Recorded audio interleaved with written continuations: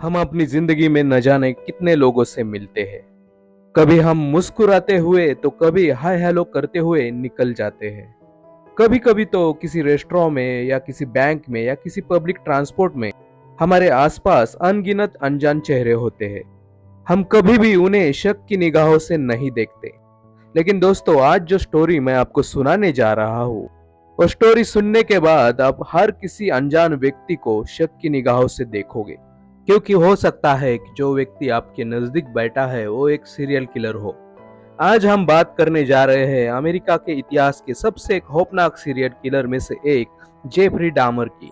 तो चलिए शुरू करते हैं। 21 मई 1960 को अमेरिका के विस्कॉन्सिन में जेफरी डामर का जन्म हुआ। जब वो पेट में था तो उसकी माँ प्रेगनेंसी में यूज होने वाली दवाओं के साथ ही एंटी डिप्रेसेंट और अन्य नशीली दवाओं का सेवन करती थी। बचपन से ही जेफरी के माता पिता ने उस पर ज्यादा ध्यान नहीं दिया, क्योंकि वे दोनों आपस में हमेशा ही झगड़ा किया करते थे। बचपन से ही जेफरी डैमर हमेशा ही अकेला रहा था। उसके ज्यादा दोस्त भी नहीं थे। उसे मरे हुए जानवरों की अंदरूनी अंगों में दिलचस्पी पैदा होने लगी। वो रास्ते पर मरे हुए जानवर घर लाता और अपने गराज में उन्हें फाड़कर उनकी अंदरूनी अंगों का निरीक्षण करता था। उसके पिता को लगा कि शायद आगे चलकर इसमें वो करियर कर सकता है, इसलिए उन्होंने उसे रोका नहीं। उसके पिता एक रिसर्च केमिस्ट थे। उन्हीं से उसने जानवरों की हड्डियों को ब्लीच करना और उसे साफ करना सीखा था। अब कहानी शिफ्ट होती है 1991 में। एक 32 साल का लड़का जिसका नाम ट्रेसी एडवर्ड्स था, वो जेफरी डामर के अपार्टमेंट में जाता है। वहां जेफरी उसकी कुछ न्यूड फोटोज खींचता है। अचानक जेफरी के बर्ताव में बदलाव आता है और वो ट्रेसी को मारने की कोशिश करता है। ट्रेसी किसी तरह वहां से भागने में कामयाब रहता है। मिलवॉकी के पुलिस पेट्रोल कार के सामने जाकर वो खड़ा रहता है। उसके हाथों में हथकड़ी देख पुलिस की गाड़ी से दो ऑफिसर बाहर आते हैं। ट्रेसी उन्हें सब कुछ बताकर डामर के अपार्टमेंट में लेकर जाता है।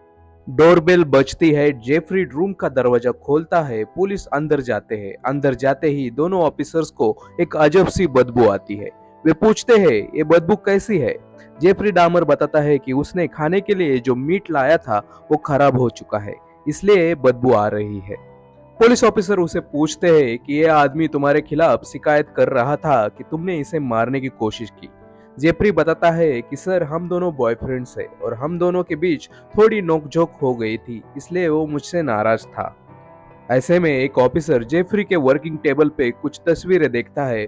वो उन फोटोग्राफ्स को उठाता है और देखने लगता है। जेफरी कहता है, ऑफिसर, ये सिर्फ गे फोटोग्राफ्स है।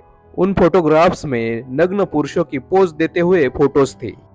4-5 फोटो देखने के बाद ऑफिसर को एक बड़ा झटका लगता है, क्योंकि उस फोटोज में एक बिना सर वाले कृष्णवर्णीय व्यक्ति की लाश थी।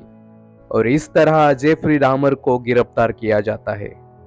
जब उसके घर की तलाशी ली जाती है तो उसके फ्रिज से इंसानी दिल और अन्य बॉडी पार्ट्स मिलते हैं।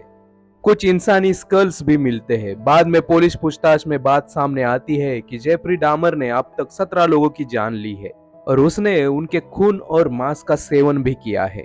एक्चुअली ट्रेसी एडवर्ड्स उसका 18वां शिकार होने वाला था, लेकिन वो बच गया। दरअसल जेफरी डामर को लड़कों में दिलचस्पी होती है। जब कोई लड़का उसके साथ आता था तो वो पहले उसे कुछ पीने को देता था जिसमें ड्रग मिला होता था। जब वो लोग पूरी तरह अनकॉन्शियस हो जाते तो जेफरी उनके साथ सेक्स करता था और बाद में उनको मार डालता था। लेकिन कहानी यहाँ खत्म नहीं होती। मारने के बाद वह उनके अंदरूनी बॉडी पार्ट्स को बाहर निकालकर उन्हें संभाल कर रखता था और जब मन करता तो उन्हें खा जाता। इन सारे मर्डर्स के लिए जेफरी डामर को 900 साल की सजा हुई। 28 नवंबर 1994 को जेफरी की जेल में ही हत्या हो गई।